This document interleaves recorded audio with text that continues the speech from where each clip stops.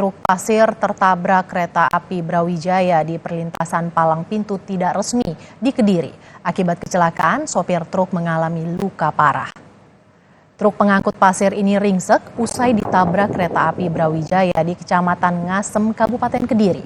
Bagian badan truk rusak parah dan nyaris tidak berbentuk. Peristiwa ini terjadi saat truk melintas di perlintasan palang pintu tidak resmi.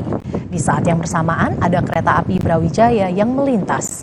Akibat kecelakaan ini, sopir truk mengalami luka parah dan harus dibawa ke rumah sakit. Oke, Aunian.